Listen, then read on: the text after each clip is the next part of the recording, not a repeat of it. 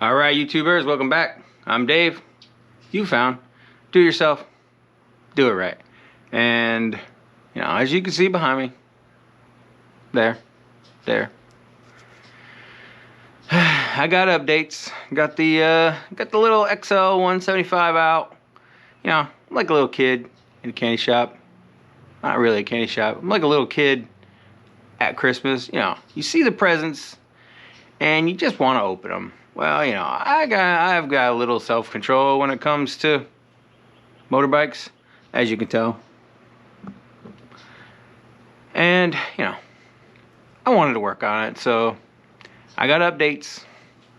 And the updates are coming right now.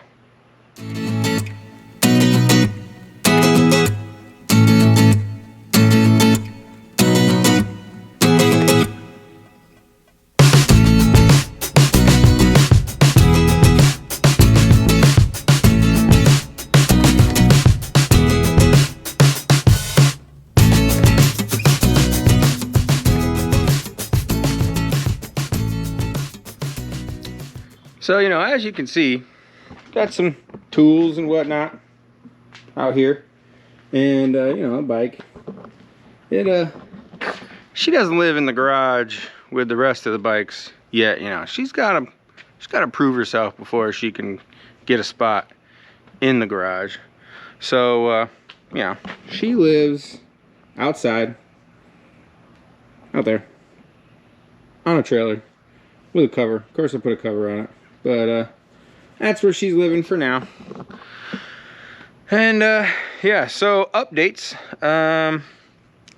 So you saw the Will It Run video. Link to that video up here, over here, somewhere above my head, like always. You know, got it running. You know, ran like crap, really. Barely ran, but it ran. And you know, I figured that the carburetor needed some cleaning. So first thing I did, yanked that guy off. That didn't sound right. But anyways, yanked the carburetor off, cleaned it, put it back on. As you can see, carburetor's on, got the filter on. The things you can't see up underneath the tank, I went ahead and mounted the, you know, the condenser, because it's supposed to be ground to run right. That's probably one of my issues, that it didn't run that great, but it ran. So did that, and then if you guys take a look-see right here, all that area. So you know, I went ahead and threw some gas in the gas tank, because the you know, the previous owner said that he thought there was some pinholes, and there were a number of them. So basically all I did was, you know, I did the right thing. Took some JB Weld and just smeared it all over, up and down through here, because, you know, it's hard to see little teeny tiny pinholes.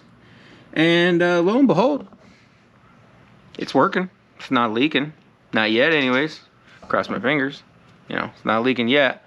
Never really used JB Weld in that kind of fashion, but it's working. So I mean, it's got to be right if it's working. And then, you know, when I was doing that, fumbling around with the gas tank, the petcock, the old one, it was trash. And I'll show you why. It's in here. It's in my old garage. The petcock, when I took it apart, of course, here it is. When I took it apart, it was all grimy and nasty on the inside. So much so that there was no fuel coming through it whatsoever. And then, if you guys know anything about these petcocks, you can see it's missing two parts. This little metal piece here, it's like a little copper tubing that comes up. That's you know, that's your fuel feed. That's why you have on, off, and reserve. So when you have the fuel on, it comes through this tube right there, well, the tube that's not there. And then when you put it on reserve, it comes through this tube here, the smaller tube. And that smaller tube is actually supposed to have like a little plastic tube with a filter so it filters the bottom of the tank, because now when you put it on reserve, you're basically getting all the crud from the bottom of your tank. So this thing, I tried to rebuild it, you know, just to try to keep the costs down. You know, $8 for a new one, eBay. I bought it.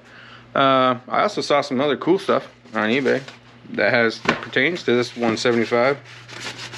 So I went ahead and ordered that up also. You know, for future, you know, when I get down the road and I'm trying to pretty the bike up a little bit. Right now I'm just in the let's get it running. Let's get it going up and down the road part, you know, not the pretty part. But I saw these guys here. XL175 stickers that go on the side covers. So I did the right thing. I bought them because this one doesn't have any. Right there. No numbers.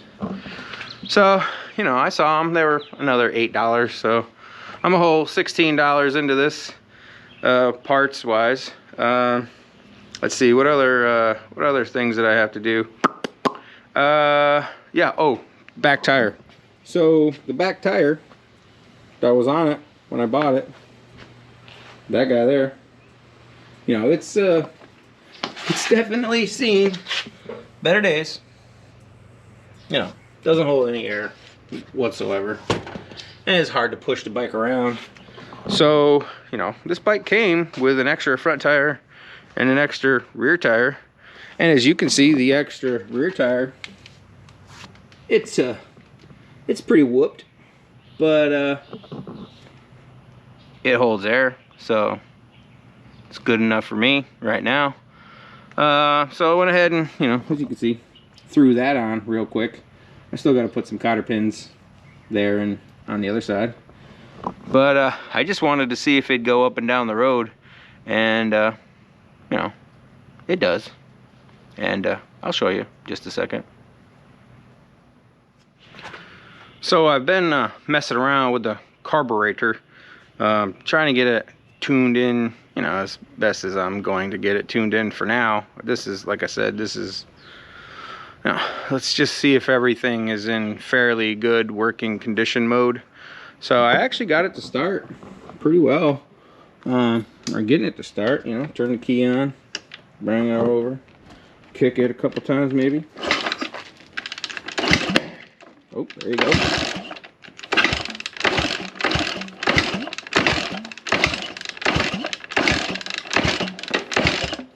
And now she's gonna make a liar out of me because I said it starts pretty well. Let's go ahead and turn the gas on, I guess. There we go.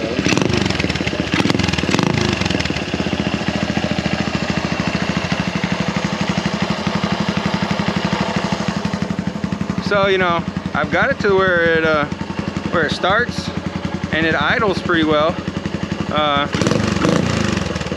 You know, I've messed around with the bleed air screw and whatnot and got that, you know, dialed in.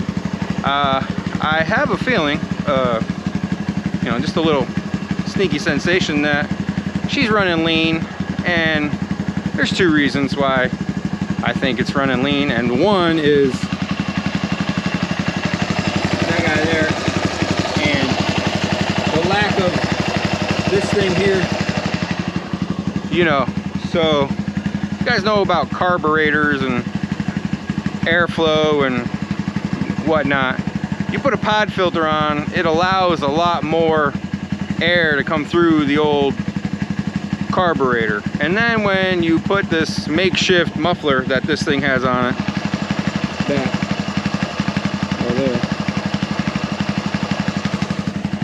when you put that on there, that allows more air to get out.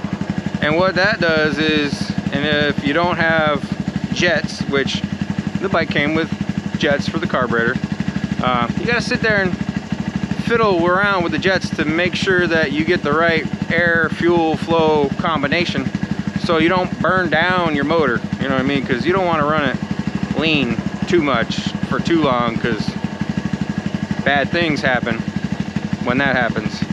So yeah, I'm gonna have to go and, you know, fine tune that up. I haven't got it running long enough or riding it long enough to really take a look at the spark plug to see if she's running lean or not. So, yeah, that's the updates. She's running. She's idling. And, you know, I've went up and down the road a couple times. That muffler is, that's going to be a no-go. I'm going to have to do some because that thing is just all up in your ear. Even with my helmet on, I came back and put my other helmet on, and oh my good lord, that thing for a 175, that sucker is just bah, bah, and she's not going fast either. Let me just say, you know, I didn't want to go too fast with the tire setup. That one and that one, you know, they're old and dry rotted, and you know, they probably shouldn't be out on the road, but I just can't help myself. Like I said, I'm like a little kid at Christmas time. So, listen to her go. Yeah, she's purring. She's purring. Now, I will say that the old carburetor, she's still pouring out the gas. So I'm gonna have to go ahead and try to look up that carburetor, see what the float heights are supposed to be, and go from there. And you know, I'm gonna have to get back in it, which is not a big deal, but just, you know, a couple more things to do, to worry about. So yeah, here's your that's your update. Oh, and I took the stickers off too. I got some plans, you know, paint job in the future, you know, some homemade stuff, not like take it to the shop and have it painted. The bike's not worth all that. You know, some homemade stuff, some stickers like I bought, you know, sticker for the tank there. And yeah, so those are your updates, and hopefully you enjoyed. And you know, like always, till next time, thanks a lot.